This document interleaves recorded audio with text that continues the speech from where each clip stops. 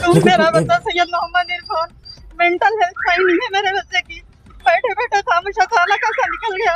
ऐसा कुछ भी नहीं है मेरे बच्चे के दिल में। मेरा बच्चा भोला है, दवाएं चल रही मेरे बच्चे के। गवर्नमेंट दवाखाने की कॉपी भी है मेरे पास, ये सही दवाखाने से इलाज भी चल रहा है मेरे बच्चे का। मेरा बच्चा ऐसा कुछ भी नहीं है साहब, मेरी मदद कर। टेंशन नहीं लेने का रे बेगम, बिल्कुल भी टेंशन नहीं लेने का, पूरी मदद की जाएगी, पूरा अंदर तक मदद किया जाएगा। लेकिन तू एक बात बता मोहतरमा, अगर तेरा बेटा इरफान मेंटल है, पागल है, हरामखोर है और नाजायज है तो सिर्फ मंदिर के पास ही क्यों जाता? मंदिर में रखी मूर्तियों को ही आखिर क्यों तोड़ने जाता? मैं नहीं बताऊंगा। शांति दूत वाला जो रूप है वो अपने घर में भी धारण तो कर सकता है ना, लेकिन जब पकड़ा गया, पेला गया तो मेंटल हो गया, है ना? वहां भी मारा।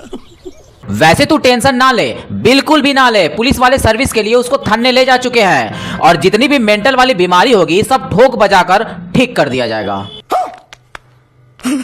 हम बीमार लोग जब जबान देते तो जान देते, अपनी जबान को छोटी नहीं होने देते। 15 तारीख की फुल चैलेंज है, फुल तैयारी है।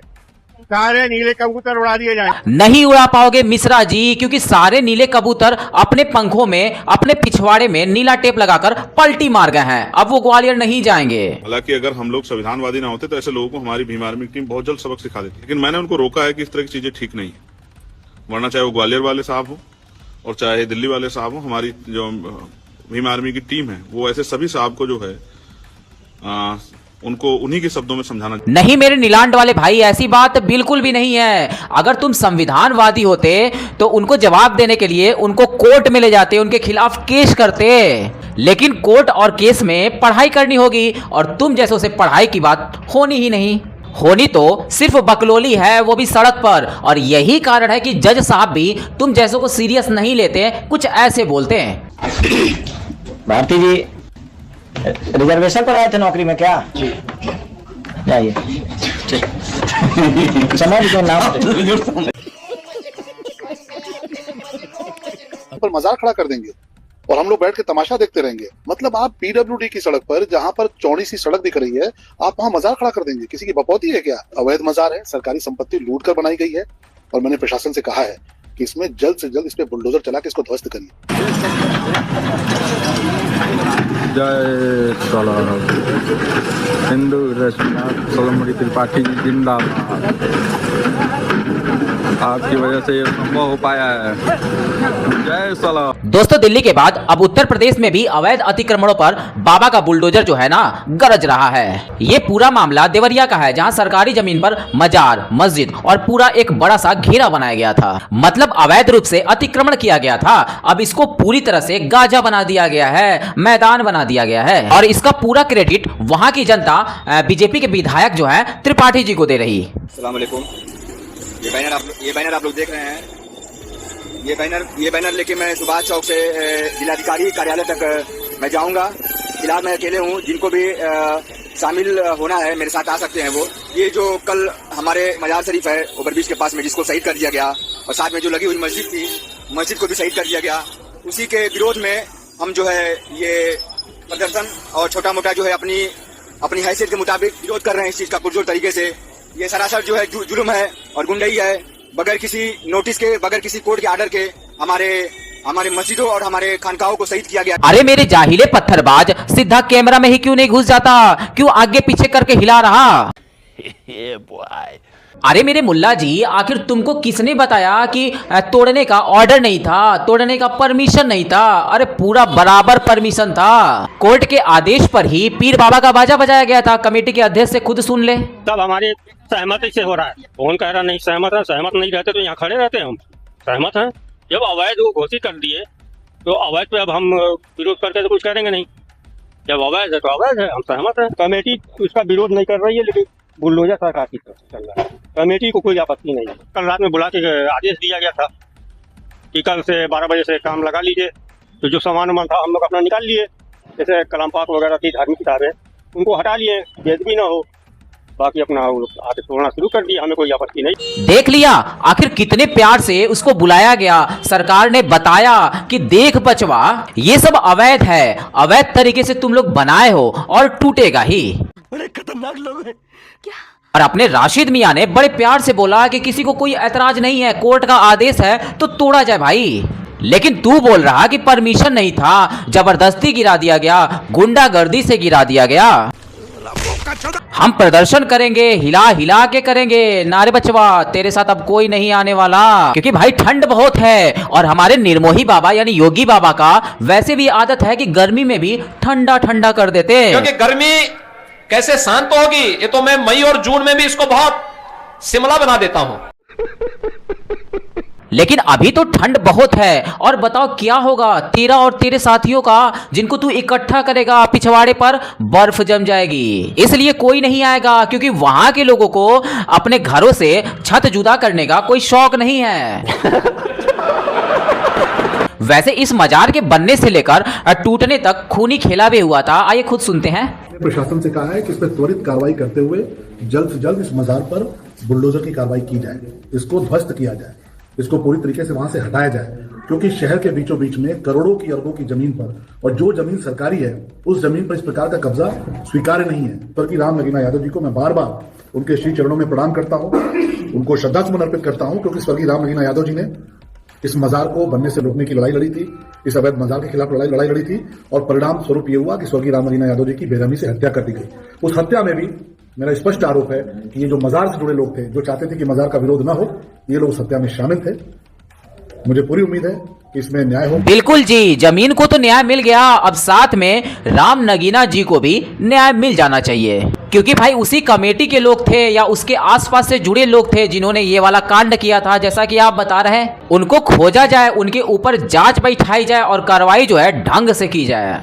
वैसे ये सब पॉसिबल हो पाया हमारे निर्मोही बाबा यानी योगी बाबा के वजह से, उनके एक्शन के तरीके से। और कोई सरकार होती तो सरेंडर कर देती इन पत्थरबाजों के सामने, और तो और पीर बाबा को चादर भी दो चार चढ़ा आती। ये बड़ी अच्छी बात कही आप। तो गाइस देख सकते हैं ये पूर्वा चौराहा का पुल है, हम भी यहीं के रहने वाले हैं पूर्वा चौराहे के, और सैयद बाबा का मंदिर था, हम लोग हमेशा आते जाते रहते थे यहाँ पे। और आप लोग देख सकते हैं कि कितना बुरी तरह से सरकार इसे तोड़ कर दिया। बहुत दुख की बात है, बहुत दुख की बात है। बिल्कुल भाई, बहुत दुख की बात है कि तेरी जैसी हिंदू जाहिल महिला किसी मजार को, किसी पीर बाबा के मजार को मंदिर समझती है, लेकिन तेरा मंदिर तो टूट गया। वैसे तू एक काम कर, तेरे पास तो कुछ होगा नहीं, तू अपने अब्बा जान से बोल कि कुछ जमीन दे दे पीर बाबा के मजार के लिए। नहीं वहां पर अपने पीर बाबा का मजार बना लेना, मंदिर समझकर पूजा पाठ कर लेना, कोई दिक्कत नहीं है। अस्सलाम वालेकुम साथियों, देवरिया में जो हजरत शहीद सैयद अब्दुल गनी शाह बाबा की जो मजार थी, जिस तरीके से उसको तोड़ा गया वो दुर्भाग्यपूर्ण है। और मैं इस वीडियो के माध्यम से अपील करता हूं कि उस मजार को दोबारा बनाया जाए, क्योंकि एक तरीके से मुसलमानों की और वहां के आसपास के जो तमाम लोग थे उनकी भावनाओं को ठेस पहुंचाने का काम किया जा रहा है। ये बेहद दुर्भाग्यपूर्ण है और इसको बनाया जाए, क्योंकि जब तक हमारे मुल्क के अंदर आपसी भाईचारा और प्रेम रहेगा तो ये मुल्क आगे बढ़ेगा। और मुल्क के टोप्पे भाईचारा के लोल्ले अपने जमीन पर बनवा ले, आखिर पड़ोसी को कब तक अपना अब्बू बोलता रहेगा। एक ना एक दिन तो मुकर ही जाएगा ना, जैसे यहाँ पर एक ना एक दिन टूट ही गया। अपनी जमीन पर बनवा ले, पूरा भाईचारा बरकरार रहेगा। वैसे हुलाला खेलने का वक्त हो चुका है, तेरी अम्मी इंतजार कर रही होंगी, निकल ले पिछवाड़े से। मुझे अपने घर जाना है। बस हवा निकल गई। जाति के जाटो सब इसी गांव के हैं सब।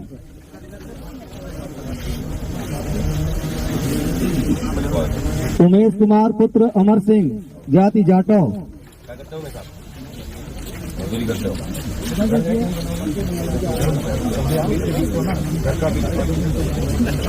शेर सिंह पुत्र टीकम सिंह, जाति जाटो।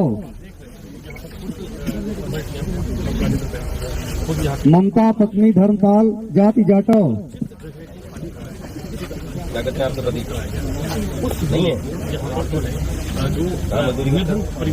ये मामला संभल का है, जहां अवैध तरीके से मजार, मस्जिद और अवैध अतिक्रमण दुकानें सब बनाई गई थी। पूरा सफाया करके गाजा बना दिया गया है, बिल्कुल प्लेन मैदान बना दिया गया है। अब वहां के लोगों को, वहां के गरीब लोगों को वो जो जमीनें हैं पट्टा दे दिया गया है। अब उस जमीन से गरीबों का पेट भरेगा, उनके परिवार का पेट भरेगा। और पेट दर्द भूमाफियाओं को होगा। भाई पेट दर्द तो होगा ही, तो कुछ ना कुछ तो एक्स्ट्रा करना ही पड़ेगा, कुछ अलग दिमाग तो लगाना ही पड़ेगा। और कुछ लोग भेष भी बदलेंगे। कौन से धर्म से हो? हाँ हिंदू हो कि मुस्लिम हो? मुस्लिम हो। कहाँ से आए हो? उत्तर प्रदेश से आए हो। तो ये हिंदू बन के क्यों मांग रहे हो? बाबू का करीबन बच्चा है, और कौन कौन है साथ में? और कौन कौन है साथ में? एक दिन बुढ़ा बाटे वो कहाँ? वो भी मुसलमान है? वो भी मुसलमान है। गरीब आदमी है, गरीब आदमी है बेचारा, इसलिए हिंदू का चोला ओढ़कर पैसों की उगाही कर रहा। अगर अमीर होता तो कब्जा करके पूरा एक मजार ही बना लेता, पीर बाबा को खड़ा कर देता। दोस्तों, भेष बदलने वाला, पैसा उगाही करने वाला जो समस्या है ना, वो एक ही तरफ नहीं बल्कि दोनों तरफ है। आपका नाम क्या है? नहीं बोलिए, बोलना पड़ेगा, बोलिए। वायरल करेंगे कि नहीं करेंगे? उसके वायरल करेंगे कुछ नहीं, बोलिए। अंजलि। आपका नाम अंजलि है, इसका नाम रवि है और इनका नाम किशन है ना? मुसलमान के नाम से आप लोग मांग रहे थे कागज वगैरह के साथ। चलिए, वहाँ बेचारा गरीब था तो हिंदू का चोला ओढ़ लिया, और ये बुढ़ा हो गया तो मौलवी बन गया, मुल्ला बन गया। वैसे हुलिया तो इसने मुल्लों वाला बिल्कुल बराबर बनाया है, कोई इतनी आसानी से इसको पहचान भी नहीं सकता। लेकिन जिस भाई ने इसको पहचाना है उसको दिल से धन्यवाद। तो हेलो दोस्तों, मैं अभय नागवंशी चंजोलक, जीरो से हीरो तक में आपका स्वागत है।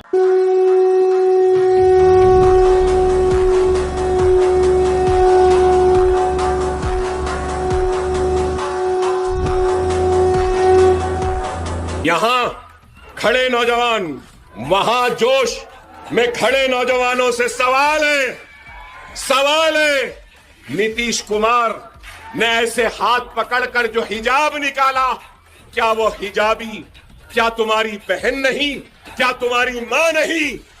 क्या तुम्हारी बेटी नहीं?